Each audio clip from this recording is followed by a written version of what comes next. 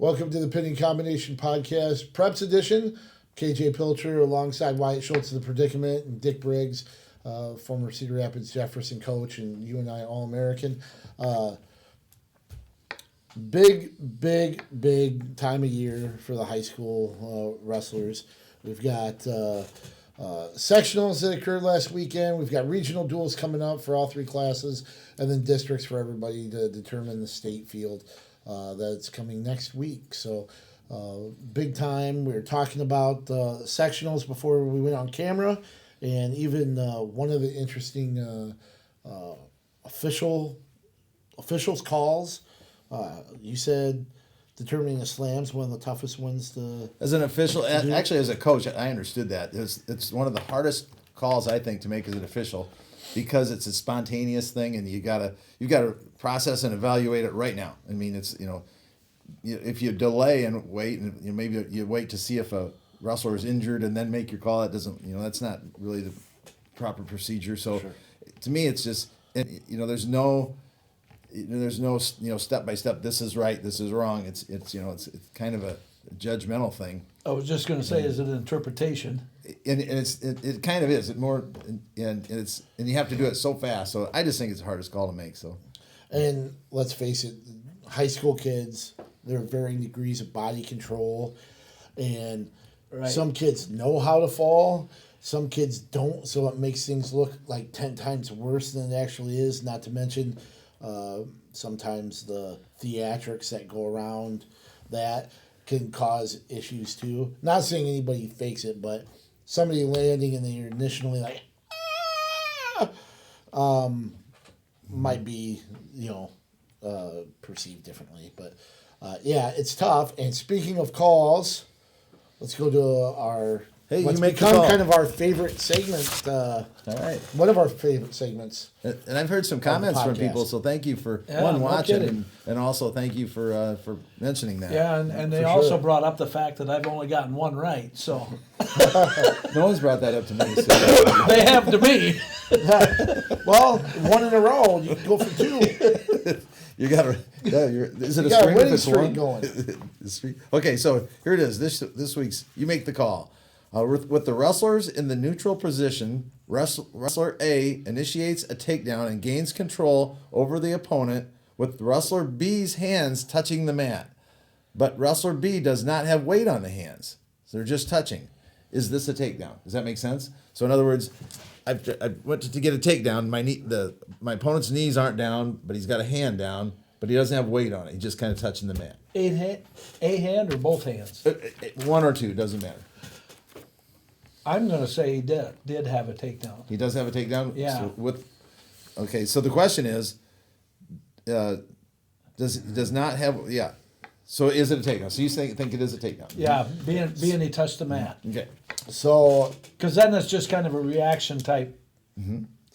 See, the first thing I think of, there are two things. One is if the rule between college and high school vary, if there's a difference between college and high school, and second, the term weight bearing. Weight bearing is the key. Well. Does it have to be weight bearing or not? Yeah. Really, That wasn't in the question, though, was It kind of was. Yeah. Oh, it was? Yeah. So wait a minute. Wait a minute now. So with wrestler B's hands touching the mat, Without but he does weight. not have weight on the hand. Because see, with I would still go with college, I think that is a takedown because I almost refer to it as the Gambrel Loader rule. That one time with a takedown at nationals that was either awarded or wasn't awarded, even though hands were briefly on the mat, and they eliminated reaction time for that specific position on their feet, and it's now a takedown no matter how quick the hand is. For this question being high school, I'm going to say it's not a takedown because the hands have to be weight bearing? Yeah, you have to. Okay. I should have asked this question last year, and you would have been right. Dang You it! were correct. So yes, it's a legal takedown if the hand is I'm touching. on a run, 2 in a row. If the hand is touching the mat beyond reaction time. So if it's just like that, that doesn't count. But if he puts it down beyond reaction time, then that's that's a so it used last year weight bearing, which is so that kind of got judgmental too, and then this year it's just reaction time, which is a little bit in itself judgmental, but it's pretty quick. On the so if it doesn't need weight bearing though this year. So Okay. new rule this Yeah, year. I'd just seen that in the last week or so, and I forget which match I was watching or whether it was college or high school. I can't even remember because I've been watching so much of that on iPad and everything else. But that's basically what happened. But I can't remember if it was college or not. And that guy just barely touched him. I actually had a call yesterday that I didn't determine was beyond reaction time, so I didn't get the takedown. It was with the hand touched, but it wasn't reaction time, so I didn't give it, and so that was. I mean, it happens, but anyway. Well, interesting. There you go. Okay. So I might make an appeal, or I might. When was the cutoff time? Yeah. When, New rule came out. Yeah. You gotta give me some kind of grace period. New rule, dang it. But all right, 2 in a row for Wyatt. I've missed the I'm last starting to 2. feel him pretty good. Yeah, shoot. I might come back next week now.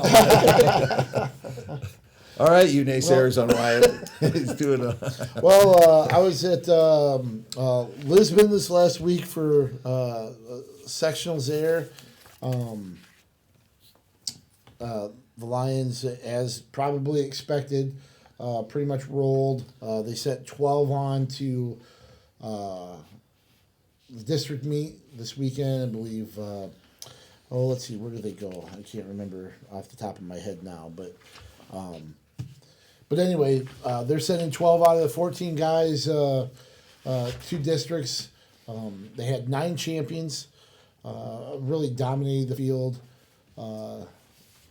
There at home, and of course you were officiating there, but one of the top performers I think came at 120.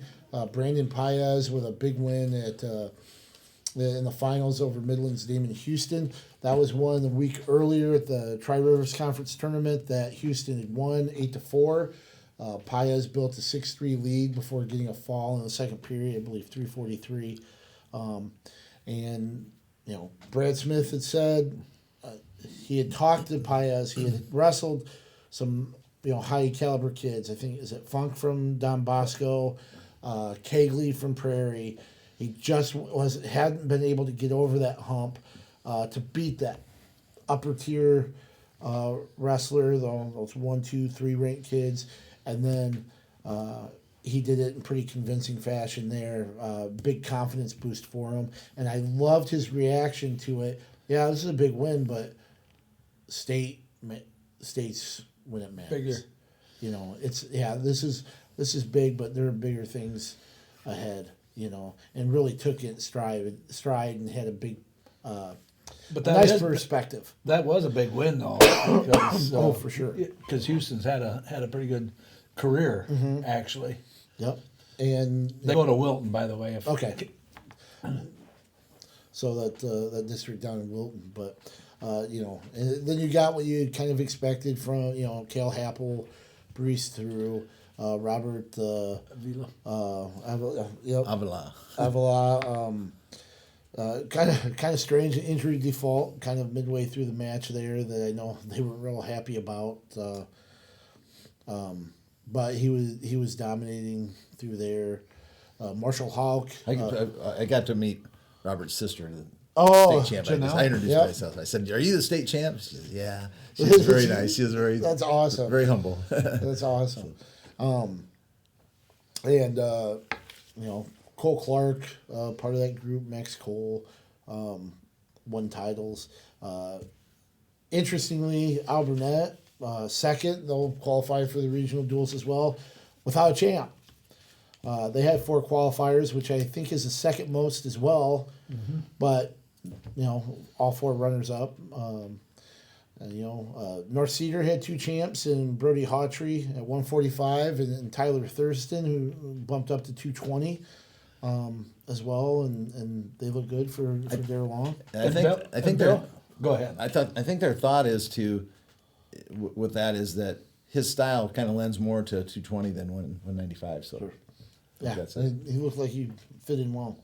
I was going to mention Bellevue's got 4 going to districts Yeah. for their short program. Yeah, because they've just restarted that. Not very long. I Yeah. can't remember when, but It's been a few years ago. yeah. So, yeah, that was nice for them as well. And I know Midland. We talked about Damon Houston, one of 2 qualifiers. Caden Miller was a sectional champ at 152 or 160. 160. Excuse me, 160.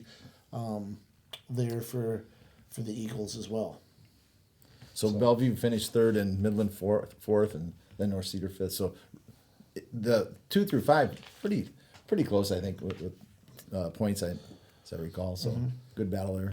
But Lisbon scored over 290. I think 292.5, and Brad Smith said that was a school sectional tournament team points record, which says something because they've had some very, very good teams in the past, and to be able to do something like over that. the years. And a lot of their kids did not have first-round matches. Yeah. So, because they're highly seeded, they're going to get the buys, and Yeah, so they didn't have an opportunity to get their bonus points and advancement points. Yeah, the sectionals now are all seeded out. So you're on a 7-team tournament, your number 1 seed's getting a bye, just Right. automatic. And a lot, I think there was a few weights that only had maybe. Matter of fact, there were only 5 matches on the backside for 5th place. Yeah. So so with the nine weights, couldn't even go out that way. And that's something we can touch on after some of the sectional results about whether or not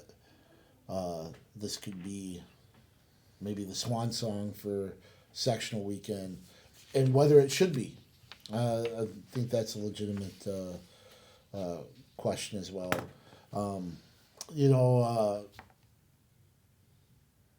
Any other kind of things to catch your eye? You mentioned that all but one ranked wrestler made it through.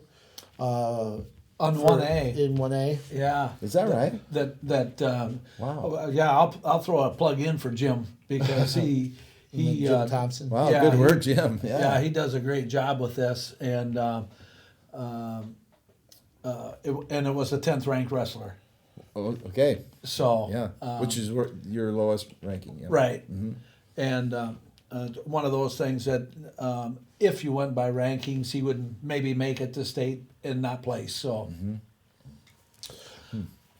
Yeah, so Lisbon got 12 through.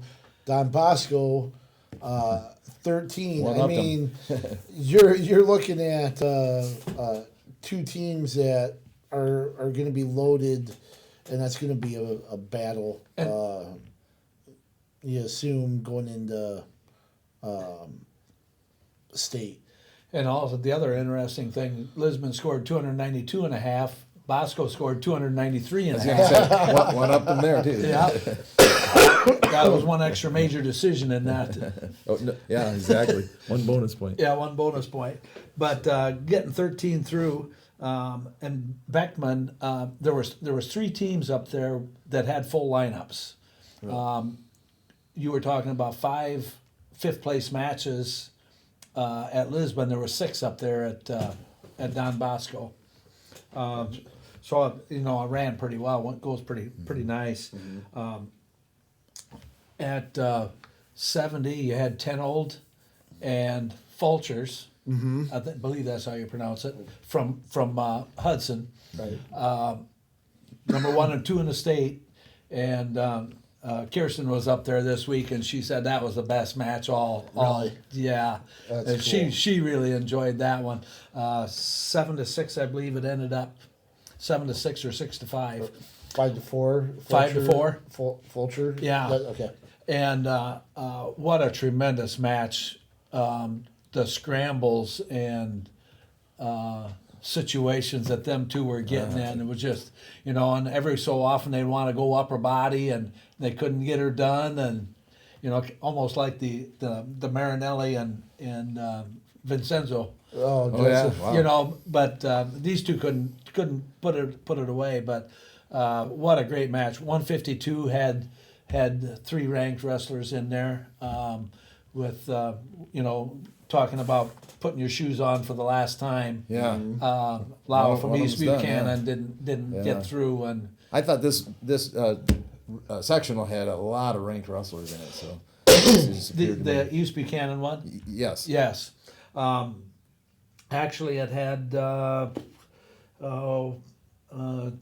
4, 5, 17. Wow. 17 on that in that district or sectional. Excuse me. I was taking note of the 182 pound.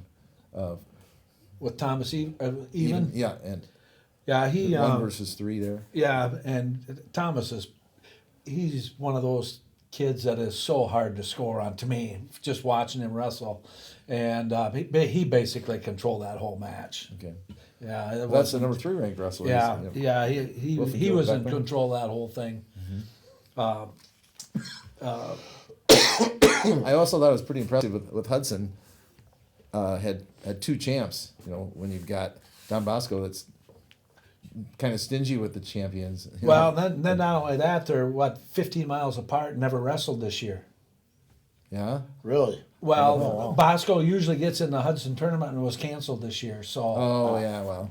Yeah, So that didn't happen. Yeah. You know, and they had 2 champs and a runner-up, so they got 3 through. Finished third, and they still finished third. So, Yeah. but when you get 13 guys through, or like 12 with Lisbon, it doesn't leave many for the other 5 or 6 teams. Sure. Right. Sure. Of course, they're all engaged because they're involved in the regional duels. So those kids that got eliminated. And I think Here's kind of a fun note. Northland there had 1 champ, Caleb Bridgewater, and I reffed with one of his uncles this weekend. oh really? Yep, Bobby Illick. Okay. And then I did not realize that that was an uncle. Yeah. Okay. Yeah. All right. So That I didn't know. I found that out a couple and of then years ago. his other uncle, Jeff Bridgewater, is a balloon pilot, a balloonist, owns a balloon, and I've gone up in his balloon before. Really? I've never come down in it, but Because you're jumping out of it, right? I jumped out of his hot air balloon, so very fun. Cool. Yeah, just one of the Hudson performances, Carter Craffle at 138, a winner by fall over Heath Moyer of Northland. That's pretty impressive.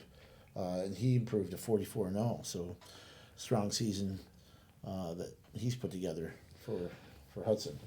And then at heavyweight, you know, speaking of Bosco getting through, I think Ortner was the number 4 seed. Oh, really? Yeah, and come through as a runner-up. So, you know, that's Bosco, I guess, you know. Yep.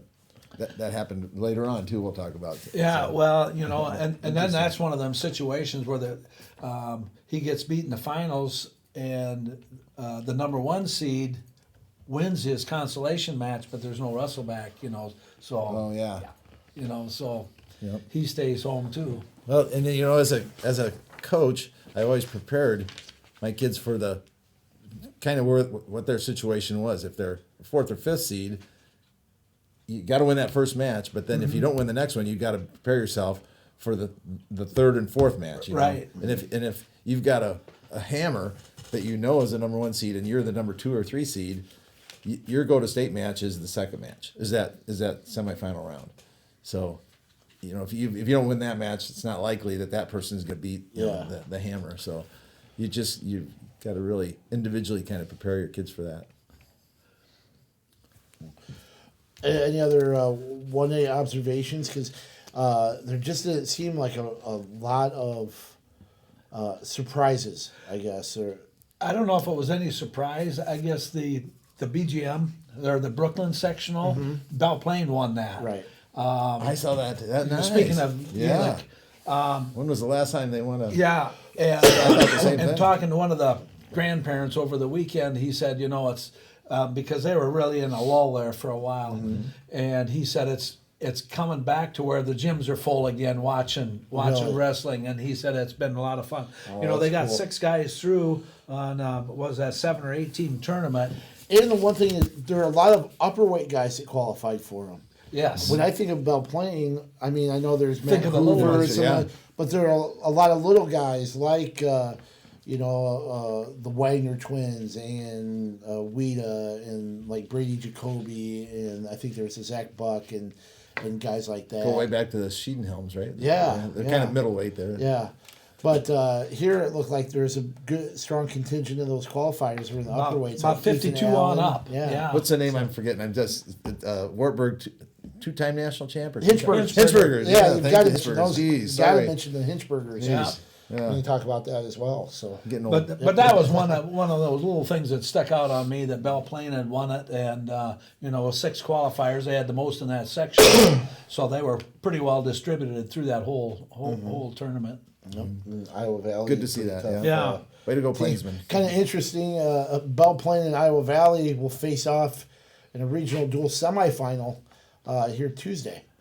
So At they're Lisbon. just and they're Yeah, just and your reward both- is to Yep. go But to here, I know they tried to separate some of those teams and everything, but they just wrestled the week before in the conference tournament, the SICL. Then they wrestled in sectionals, and now they're going to face each other in a regional duel to get a Wrestle Lisbon of all You things. earned the right to get Yeah. this. Right? So, Well, nice speaking job of- by Belle Plaine. Speaking of the duels, though, talking to someone over the weekend, Colfax Mingo's going up to Denver. Mm-hmm. They wrestled 5 girls on the sectional tournament this weekend. Really? Wow. Yeah, and that's their lineup for the duels this weekend. Interesting. Okay. Wow. And I know there was one district qualifier from Glenwood, I believe. That qualified. That qualified. I think they're state champ. They're champion from the IWCOA Tournament. I'll look that up here really quick. Here's something I noticed while you're looking that up. At the West Branch sectional, I noticed that Briggs Hartley from Wilton was a district qualifier at 285. So I'm pulling for him since he took the Briggs name from last to first. I was just wondering if Abby McIntyre Oh, sure. from Glenwood, a junior, Sure. who got second at 132. So she's moving on. And I think She's had a pretty good career over the summertime, and So congratulations to her. Do you want to touch on 1A regional duels or go to 2A sectionals? I'd say continue sectionals. Okay. all right, Or Manchester. what do you want? no, that's fine. Manchester, we talked about the dominating performances in 1A from 2 of the top teams, and then West Delaware. I mean, wow, all 14 guys. I think they lost 3 matches That's All what, day. that's what I counted, yeah. all day. Wow. I think it's safe to say that West Delaware is like on the brink of dynasty. Yeah. If they're not there already. I mean, Because they only have like 2 seniors. yeah. 2 or 3 seniors in the starting lineup. Yeah, and they've got some youngsters coming in that are pretty salty, and so I mean they're getting there if they're not there. So And I'm sure you were watching because I was kind of curious after the WAMAC last week at 170. Yes. To see how that one fared out. That was one of my first questions Yep. to Jeff Harris, who's a West Delaware booster that was kind of giving me updates. And I said, how did the rematch at 170 go? And actually, while I was up at East Buchanan, Kurt Hatfield from Maquoketa Valley is a West Delaware grad, and because I was asking him, and he told me before he left that Voss had come through on that, because they're all so good that you wonder if they can duplicate what they did the week before. Right. Basically. Yeah, and he did it. 7-3, I think was the I think it was finals. 8-3 and 4 in the fin- takedowns. Yeah. So he dominated, wasn't catching anybody or anything like that. Yeah. He just, he's really kind of hit his stride. And then, you look at Wyatt Volker and, my goodness, you talk Yep. about a man-child. Yep. Just a sophomore, but physically and technically much more advanced than most sophomores. And the interesting thing is, he was down in Cedar Rapids yesterday coaching little kids. Really? Yeah. See, Love that's that. awesome. Yeah. love that. Yeah, That's awesome. Or his little brother, probably. And- I think he's got a younger brother coming up. I'm sure they like that at West Delaware. Dynasty. But there's another one coming up. But, it's not that, boy, I mean, they're a team that was kind of a front runner, but to have... You talking about it in the individual? Yeah. Yeah. Mm-hmm. Yep. To have that backup as far as, guys that could go down and score points. Because, you've got Volker, you've got, like Jack Newhouse, you've got Voss, who's emerged as one of the top guys at 170. You've got the Peyton brothers at 38 and 45 that has done well. Jaden, who's a sophomore, I think finished 4th at state last year. Blake Engel has made strides and has done very well at 120 now. You've got Farmer and Woods. You've got some guys that can, you've got Petlin at heavyweight who... He's the one that... Tavin Rich won like the rubber match between the two here in the finals as well. I was just going to say, at 285 and at 220, anything can happen. So, they've got Nunley at 220 also, but you never know, at those weights. So Right. So yeah, I see what you're saying, yeah. You're going down there and you've got those big point scorers that you rely on, and now you're getting depth.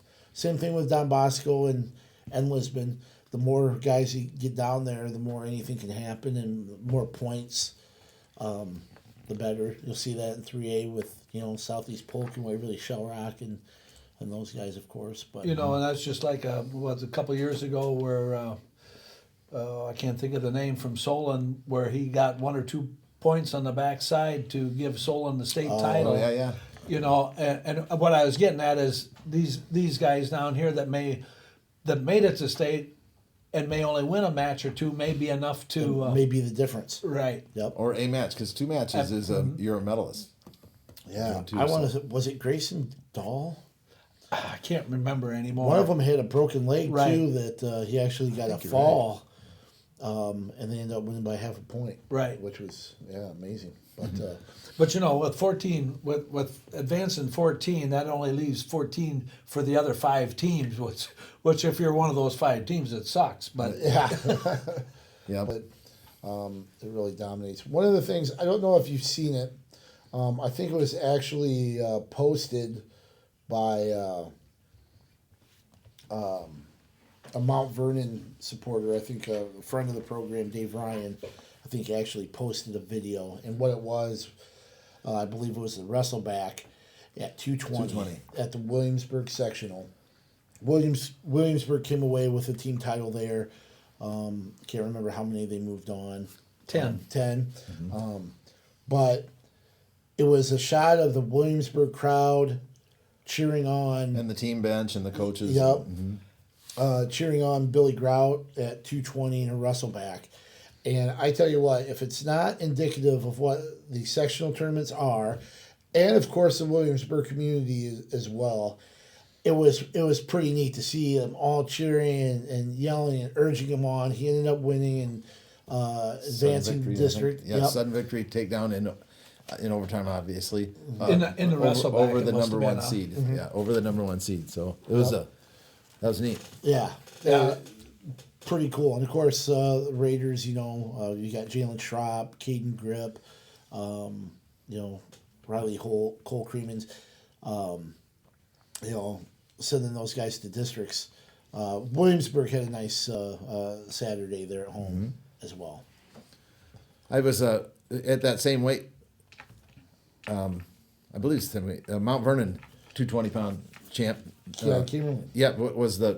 He was the 4 seed, I guess, and he had a monster day. So he obviously beat the number 5 seed first round, beat the number 1 seed. He was a champ. Was a number 1 seed, or beat the number 1 seed, and then beat the number 2 seed. So big day for him. Yep, I think one of 3 qualifiers or 4 qualifiers for Mount Vernon. 5. 5. 5, yeah. Okay. Good for Kimmerling, who's really put together a strong season there at 220. So, Center Point Urbana had, they're going to host the actual districts, which is going to team with Manchester, which you talk about cannibalizing some really good wrestlers before you get to Des Moines. These two will do it in 2A because, well, like we mentioned before, West Delaware. But before we get to that, CPU, Cole Whitehead with a title at 130, and then Keegan Sheeler winning at 132 as well, who's done very well. Adam Hansen getting through at 138. Attaboy, Adam. I think he's missed some time and stuff this season a little bit, and got second to Jalen Schropp, which a lot of people would, but they'll be going on to 38, which another one of those. There are a handful of weights that are going to trim off some really good wrestlers before Des Moines between these two. 138 when you look at Schropp, Hansen, and Peyton. I coached there as Hansen's well. brother. Did you? Yeah, in soccer. Okay. AYSO. In Heavyweight as well. You've got Rich, Petlin, and Creemans, who I believe are all former state medalists, right? Right.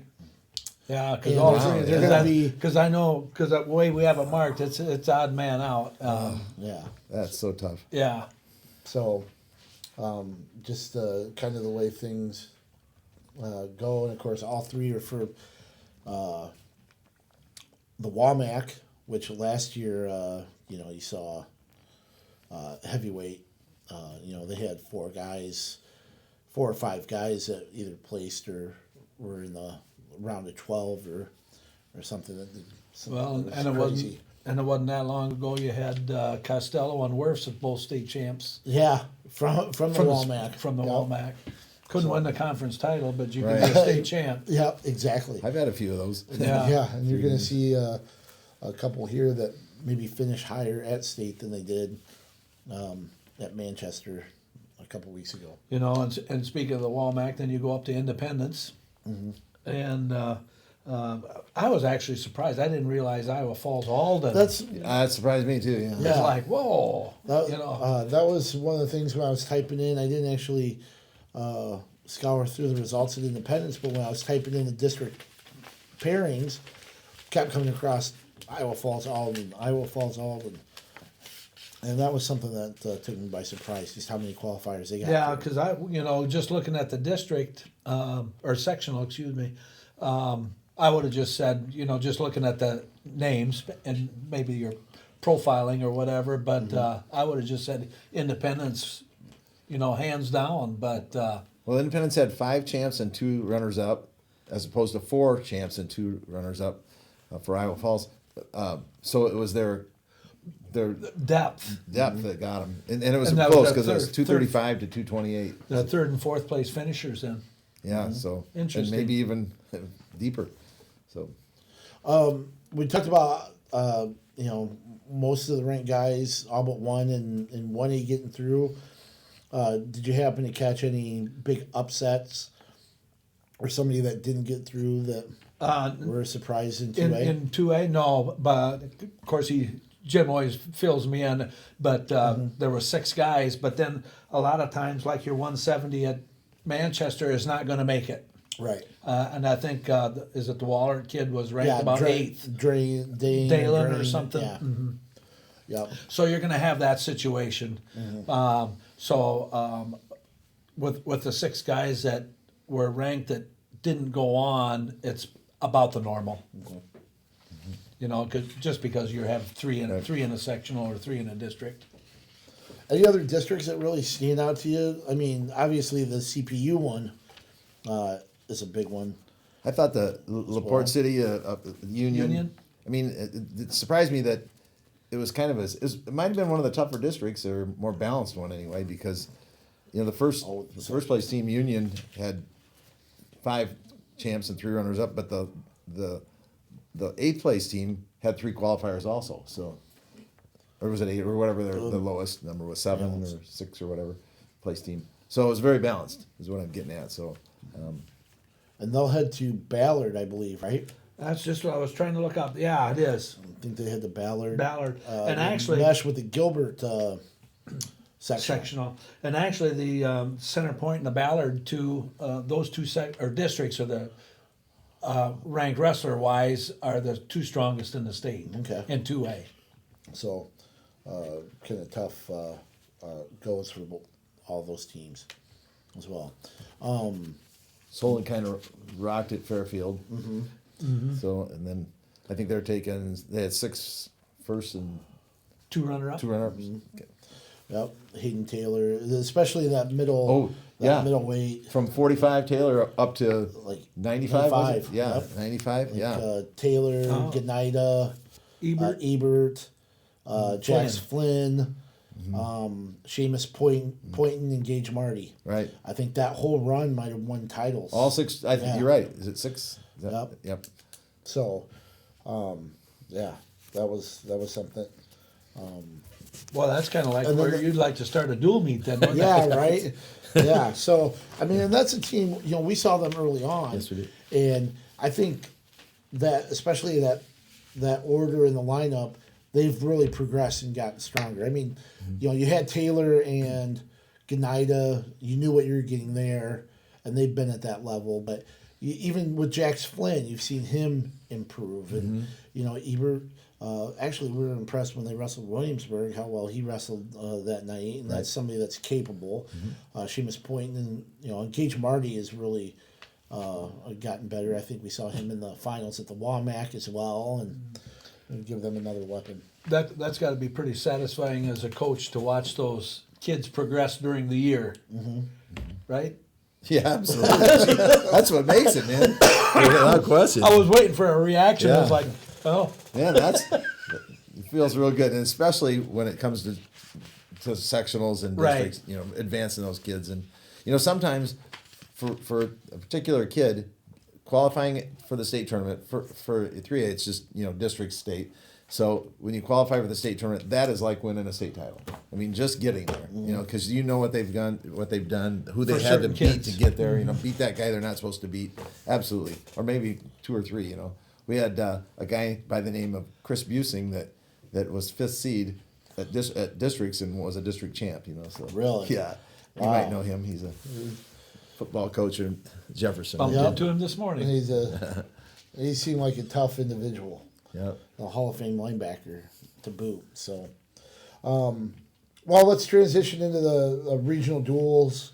1A and 2A will compete on Tuesday to fill out the state duels field. 3A will be on Wednesday. In Class 1A, Lisbon will host. They'll face Wapello in the semifinals. The other semifinal will be Iowa Valley and Belle Plaine, as we mentioned. Denver will host Dyersville Beckman, and that foursome includes New London and Colfax Mingo in the other semifinal. Don Bosco will face Highland at home, and then the other Wilton and Alburnett round out that regional duel. Lake Mills will host Wapsie Valley in the first round, and they'll face the winner of West Hancock or the winner of that duel will face the winner of West Hancock and South Winneshiek. At Avoca, you have AHSTW versus Woodbury Central, and then number 7 Underwood versus Mount Ayr. At Clarion, you've got number 9 Clarion Goldfield Dows versus ACGC, and Nashua Plainfield versus Martinsdale St. Mary's. At Logan Magnolia faces Truro I-35, and Missouri Valley has been Bedford Lennox, with the winners to face off for the state duels. And then at Hawarden, you've got West Sioux versus Western Christian, and then Manson Northwest Webster versus Westwood Sloan. The winners there will advance to state duels. Really, it just looks like I think I know what you're going to say. I see Go no ahead. potential upsets. I don't either. I don't see anything. I mean, there's such separation. right. The most intriguing one might be the one at Avoca where you have Underwood Woodbury Central. Yeah, that would be the Avoca. 7 and 8. Yeah. Yeah, So I guess that one could even be Avoca in there. That's really about the only one. The rest of them, with no offense to anyone else, I mean, it just looks like, those top teams will get through. And this happened, I think, in 2A as well. Maybe 2A, yeah, with Assumption. But number 8, Woodbury Central, is wrestling with number 7. I mean, both of those teams basically should have been hosting, and neither one of them are. So. Well, how about the other one at Clarion Goldfield though? Yeah. I guess I didn't. Nashua. Yeah, I guess I didn't realize Nashua, because they were down quite a bit here the last couple of years. I didn't realize they had stepped it up that much either. So you're saying there's a potential Upset. upset. If you want to call a 9/11 upset. Yeah, sure. Same thing. Yeah. 7, 8, Right. that kind of thing. Yep. But yeah, maybe those two. But it looks like maybe the strength got spread out, even though you do have one of the top 8 teams not being able to host. Right. Or 2 of them. 2 of them. Yeah. But at least they're. But those sites are set before the. Right. Yeah. So. Right, 3A they're not, right? Right. Yeah. So, Correct. So that's correct. 1 and 2A. I forgot about that. You may not. Yeah. And 3A mentality. If you don't make it, or. So in Class 2A, and I think we're all pretty much in agreement that a lot of those higher teams in 1A should make it through. So in 2A, same thing goes. Semifinal winners face each other the same night to qualify for state duels. At Independence, you've got number 2 Independence and Mount Vernon against each other. They'll face the winner of that will face Charles City or Gilbert. At LaPorte City, you've got Union Community facing South Tama. And the winner takes on the winner between Davenport Assumption and Iowa Falls. Right there, you were That's touching what I was on kind it. of alluding to. Number 6 Union, number 8 Davenport Assumption. Assumption's a team that from the beginning of the season till now has really, really progressed so and too. become tougher. Union certainly tournament-wise, is kind of in a better situation with their guys, but this could be interesting in a dual format between these two teams. Yeah, and like you said, I actually wouldn't be surprised at all to see Assumption take that. Assumption could. They're kind of maybe. They have a 2-hour drive to get to Union. That's not in their favor, so that kind of favors Union. Now we're assuming that they'll both win their first duel, Right. So. Yeah, we don't want to put the cart in front of the horse. Yeah, because good to see South Tama in there and Iowa Falls. So. At Manchester, you've got top-ranked West Delaware versus Anamosa, which I think was a little bit of a surprise. But good job. Blue Raiders getting in there with a runner-up finish of course, to West Delaware at Manchester. And then you've got Solon versus Comanche.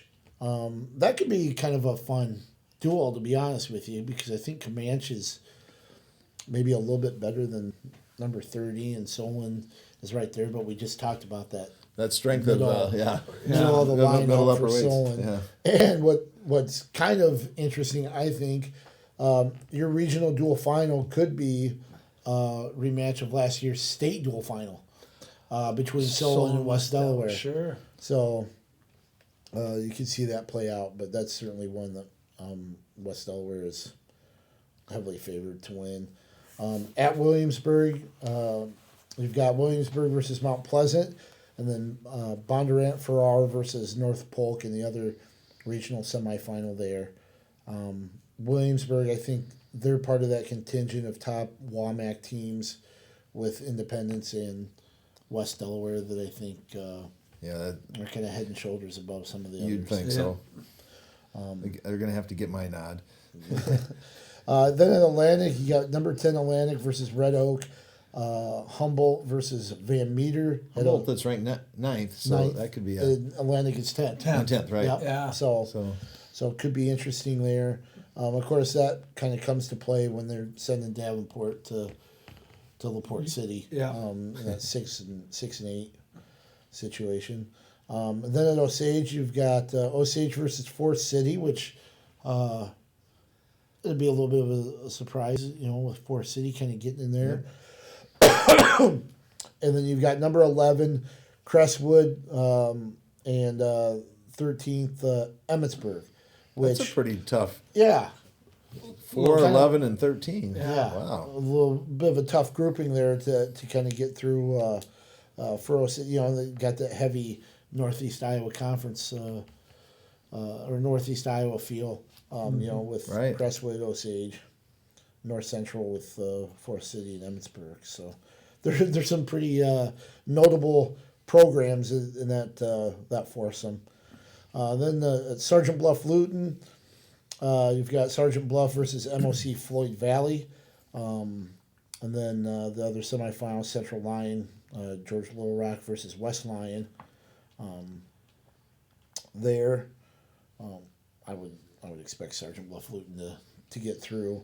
And then at Winterset, Winterset's going to host Knoxville, and then Harlan and Eddyville, Blakesburg, Fremont round out that quartet of teams too.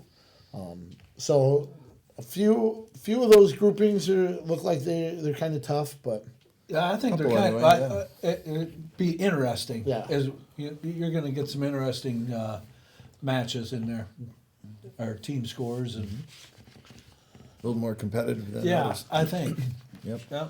and of course those are Tuesday at 6, starting at 6. Semifinals will be at 6, and then regional finals will be 10, Right 15 after. minutes right after. Then you go to 3A where there's a huge advantage. You get to enjoy it if you're hosting. You get to host and sit and watch the other two teams that are in your region battle it out before you step on the mat. So that to me you get to watch and scout, and you have that break between weigh in and the second meet to kind of recover, and so that's to me a huge advantage. So Is there anything to getting able to wrestle once and kind of getting a little bit of a sweat Sometimes broken or yeah. blow your lungs out and maybe shake off the rust, and then sometimes that can be it can work your favor. More often than not, it's a benefit Yeah. to Because I be know able to there's sit back and- there's some kids that just got to have a match in yeah. before they have a match. Right. And sometimes they're sending you, clear over to Waukee in the middle of a snowstorm. Sure. When you should have been hosting. That you're kind of getting on the bus with a chip on your shoulder. but we wouldn't know anything about But I that. don't know anything about right? that. No? Okay. I don't know what I'm thinking. So that would have been about what, 2015? I guess it was Johnston, not Waukee. So Yeah, Johnston. Was that 2015? yes. No, 16. 2016? Yeah. Okay. In case you didn't know that, Jefferson once. But so one of the things that stands out, of course, we're from the Cedar Rapids area. I cannot remember the last time Cedar Rapids, Marion Metro, or Iowa City team did not host a 3A regional duel. And of course, this year they're sent in many different directions, and based on the rankings, deservedly so. Right. I mean, no complaint there because pretty much that's how it fell out. But here are some of the sites. Ankeny, number 5 Ankeny will host, and they'll have the winner between number 11 West Des Moines Valley and 19 Iowa City West. Bettendorf will host, and they'll face the winner of number 13 Prairie and number 21 Pleasant Valley. That's one.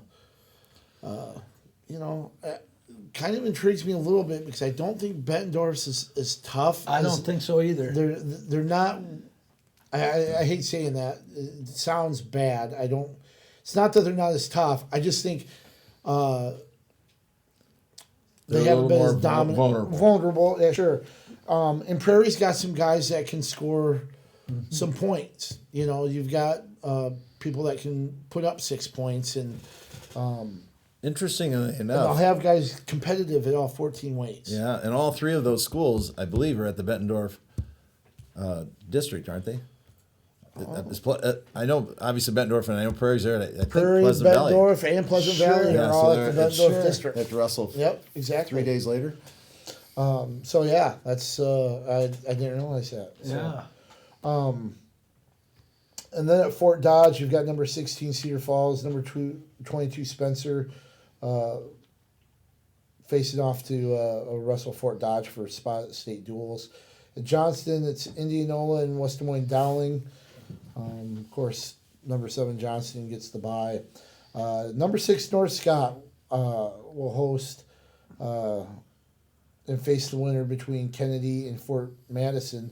Kennedy is a team that is kind of a question mark just because they've been undefeated in MVC duels. I believe their only dual loss has come to an out-of-state team. It's Kaukauna, Wisconsin. And even though they're ranked 12 and they've had some matches that have gone right down to the wire. So even though they're 7-0 in duels, they very well could have been 5-2, Right. 4-3. I had the mental note to mention keep your eye on Kennedy because that could be an upset. Yeah. And it's hard to tell with I don't think, hey, I'm a Valley guy, right? But I don't think the Valley was real tough Right. this year. So it's hard to say, like you're saying, where they are. So And then they're in with North Scott, who I feel is, I think, a lot better than people think they are. They won the MAC. possible, yeah. Yeah, and they've had a tough schedule this year. Wrestling over in Council Bluffs. Were they up in the Clash? I can't remember, but they have had a real strong schedule, and they're just a surprising team, I guess, to me. No, and that's that'll be a fun one. I'll be there on Wednesday covering that one. I should mention that on Tuesday I'll be at Independence as well for the 2A regional duel. There, I believe Doug Miles is going to go to Lisbon on Tuesday, and then he'll be at Bettendorf for the Prairie semifinal there with Pleasant Valley and possibly the final against Bettendorf as well. But yeah, the one at Eldrin is really pretty compelling. To see what I think Kennedy still.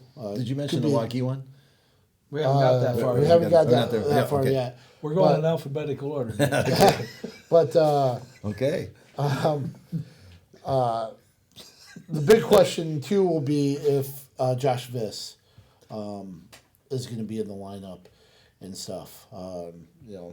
Some medical issues have kept him out, but he's somebody that him being in the lineup greatly improves Kennedy's chances to be able to come Absolutely. away with a win. At one time, is he still ranked number 1? I think I he think is. he's 2 behind Two. Little. Oh, from sure. Bettendorf. Yeah. Now that they're both, Yeah, Little. or they both, Because well, he Little's had been come wrestling now. back. Yep. Makes sense. So top ranked Southeast Polk will host. They'll get the winner between Ankeny and Norwalk at 14-15, and then at Waukee.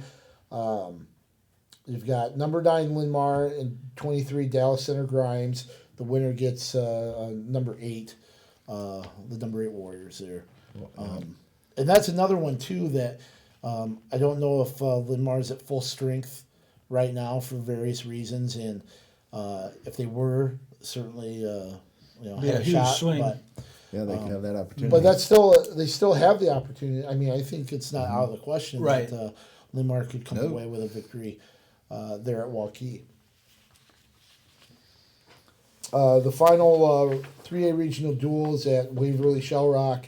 You've got Western Dubuque and Hempstead facing off there. Did they Well, wrestle each other this year? Yeah, They I must have, believe huh? so. I think they usually have had like that single duel. I think they kind of make a big deal, because Epworth and the Asbury, Dubuque, Hempstead area.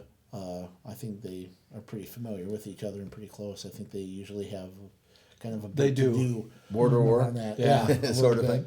Yeah. So But and and Waverly. now they're going to go to Waverly to do it again. Yeah, exactly. And Waverly is has gotten stronger as the years progress too. I think they've had a couple guys out that'll be back now too. So they're gonna be. It'll be interesting once. Of course, assuming they get down to Des Moines, it'll be interesting to see some of the matchups down there. And then district-wise, we talked about some of that for 2A and 1A. The postseason will start for individuals on Saturday in 3A. At Bettendorf, you'll have Bettendorf, Burlington, Clinton, Fort Madison, Muscatine, West Burlington, Notre Dame, Pleasant Valley, and Prairie. West Burlington, Notre Dame being a 3A school blows my mind. It's obviously it's not a 3A school, but when you talk about all the program or the schools that filter into the program, they take that into consideration, and that's why they're. I've got to see them wrestle twice this year. They have some. They were impressive with the kids. Jayhawk. Yep. Yeah, not taking that away or taking that away from them. It just kind of blows my mind. Yeah, I agree. Doesn't seem like it should be 3A. Right. At Iowa City West, you've got Cedar Rapids, Jefferson, Kennedy, Washington, Clear Creek, Amana, Iowa City High, Iowa City Liberty, Iowa City West, and Marion. They're at West where the Trojans won the MVC title, the Super Meet title. And Kennedy was right behind them up there. So. Yep. So you're gonna get a nice little race in City there. High. You got you've got some really good individual performances there as well. And then you look at Fort Dodge, where it's Fort Dodge, Lamar's, Basin City, the Sioux City Public Schools, Spencer, and Storm Lake. At Dallas Inter Grimes, you've got Ankeny, Boone, Carroll, Denison, Schleswig, Dowling, Urbandale, and West Des Moines Valley. Des Moines East, it's Ames, Ankeny, Centennial, Des Moines East, Indianola, Oskaloosa, Ottumwa, Pella, Southeast Polk. Johnston, you've got the Council Bluffs schools, the Des Moines Public Schools, Johnston and Norwalk. Then at Epworth, you'll have the three Davenport Public Schools, Hempstead and Senior, Linmar, and North Scott, in Western Dubuque, and that should be kind of interesting. I think so too. When you look at North Scott, Linmar, Hempstead, for sure, and some of the other individuals from the other teams, as well. Jake Hosh and Cordis, and Kleesner, especially for Western Dubuque, who they've wrestled a lot of the season banged up. So if they're healthy, that really can add something to it as well. And at Marshalltown, you've got Cedar Falls, Marshalltown, Newton, Waterloo East and West, Waukee, Waverly, Shell Rock, and Xavier. And just like the regional duels go in different directions, they've got the Cedar Rapids. 4 different ones. Is Yeah, there 4 or 5? four. But I like it. I like but to see 'em that split. last one you mentioned at Marshalltown, you got Waukee coming from west and Yep. north and east and all over the place. So Waverly coming down, Xavier coming west, Waukee coming east, and I guess Newton would be kind of southwest a little bit. So and Cedar Falls coming down as well. So yeah, Waterloo schools. So it should be interesting. Top 2 advanced to state, obviously. And the one thing I wanted to ask quickly about, because we were kind of touching on it when we were going over the sectional results. You mentioned at Lisbon the lack of matches on the backside. I think there are 2 weight classes where there are individuals that had buys to the finals. I'd heard from some other coaches where they had like up to 3 individuals that had buys to the finals. which means there's 3 in a bracket. Right. An 8-man And bracket. and then the top 2 move on. So 66% of the people are moving on. Are we getting closer to the point where sectional weekend might be a thing of the past? And should it be? I'm in favor of it. Excuse me.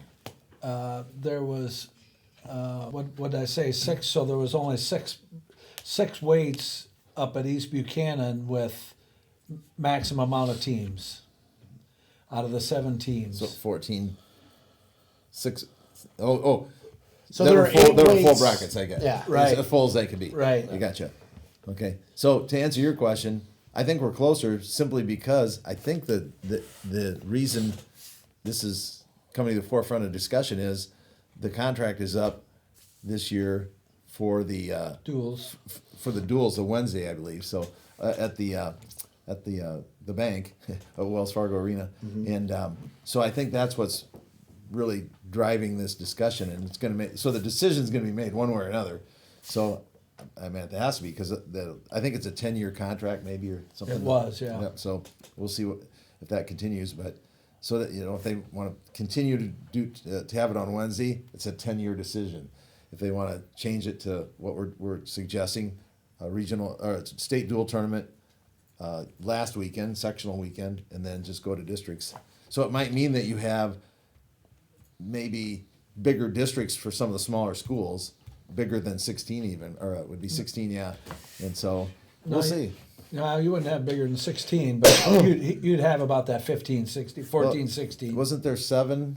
Yeah, but that's only sectionals? 14. Yeah, but that's only 14 Yeah, that'd be 14. teams. Yeah, that wouldn't be yeah, so. You weren't a math teacher. I'm were thinking you? the 8. No, I take off my shoes. Work with me, man. I am not going to officiate a match after this program, but yeah. But it would make better brackets, I guess, yeah. is what I I with think 14 so. teams in there. And likely not even that many. So Right. And personally, one thing that I've always thought, I mean, yes, it's great to recognize as many wrestlers as possible. I've always thought 8 medalists out of a 16-man state bracket seemed a little Too much. I always thought, why not expand it to 24 wrestlers if you do that? You could seed, now this was before seeding when I thought of this, that you would just have, a district third place winner versus a district runner-up, district champions who would receive a bye, and you could wrestle through the first 2 rounds in that opening session at state. And then, it would put a little more to it. And then that way, with these expanded districts, now you're talking about 1A and 2A going to districts only and maybe having more in 1A that, and even you would have, 12-man brackets in 2A. 2A. That you're almost accommodating those bigger districts by saying, okay, 3 will advance now instead of just 2. it used to be that way. But did it really? Back in 1973 and 1974, going way back, right? When Jefferson was state champs both those years, it was a different setup, a different format each of those years because they were kind of tweaking and kind of going different. So, as I recall, it was a 16-man district. So you had to go sectionals. I wrestled in then one. 16-man districts. There was 2 nights, 2 different days, separate days, because couldn't wrestle 4 matches in one day back then. Oh, heavens no. And so anyway, then you went to the state tournament, and I had fewer matches at the state tournament than I had at the district tournament. Wow. And so the champ had a bye, and the 2 and 3 wrestled, and then but they didn't have the true wrestle back, the backside. Right. It was like the reportage, and you had to lose to the finalist to get a wrestle back. So anyway, if you weren't going to win it, it was good to lose to The champion. the champ or runner-up, because then you got a chance to medal. But so they kind of are tweaking that. I don't know that they'll have the opportunity to do that, like I think they're doing with the football format, with the 1-year football format, right? In 4A, is it? Right. And so I think they're going to have to make a decision, because if it's a 10-year contract, they can't be, deciding. So there's a lot out there. And here's another question too, and I know people talk about the state and are they going to want to give up a gate like sectionals and stuff like that, which leads me to think if they moved state duels to sectional weekend, would we see the expansion of state to maybe 24 and go back to 4 days like it did at the time when Vets was going through its construction and them having 2 of the classes on one day to spread things out and help with, what was it? It was supposed to be like fan traffic flow Right. for the reasons. Right. Yeah. At that time. And then they ended up going to Wells Fargo anyway. But I just always wondered if, they keep things being 4 days and just stretch out the individual tournament to cover Wednesday through That Saturday extra still. day.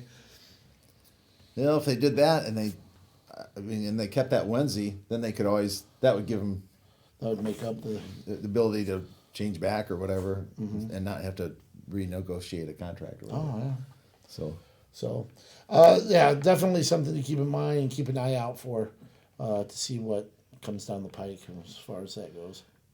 And another thing that they had changed in that 10-year period is the duels.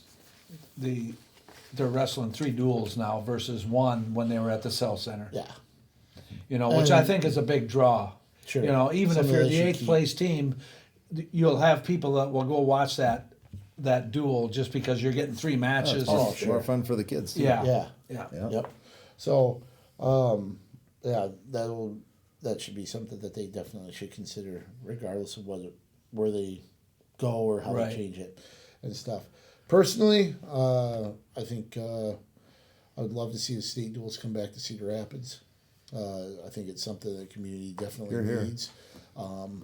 And speaking biasly, I think we cover just as much wrestling as anybody in the entire state when it comes to daily papers. And I think we would give it the most attention compared to anybody else, especially if it was right here in Cedar Rapids compared to anywhere else. So we certainly would shine a big spotlight on it if it was here at the U.S. Cellular Center. Yep, So I agree. I'd really like to see that come back because it was fun when it was here the week after state, and we certainly would like it, and I think Cedar Rapids could really use it. Because Absolutely. if anybody's seen the volleyball, tournament, that Cedar Rapids can put on a pretty good show. Yep. Yep, So- for sure. So that's my parting shot. Anything else? You guys got destinations for duels or for Saturday districts? I don't for duels, but districts. I'll be headed down to Iowa City West. Okay. And I'm at Bettendorf. Bettendorf for the district down there. Blowing the whistle. Yep. And you're headed to. I will probably be at Iowa City West as well. So make sure you tune in next week as we talk about the district results and look ahead to the state tournament. It's just a little over a week away. So hope you get out and enjoy some good wrestling between Tuesday, Wednesday, and Saturday. And there's some college stuff if you take a look at our college broadcast as well. Some college stuff going on this week that you should catch also. And I guess I'll just leave it to Wyatt to send us out until next week. And there's only a couple weeks left, so let's keep wrestling on the move.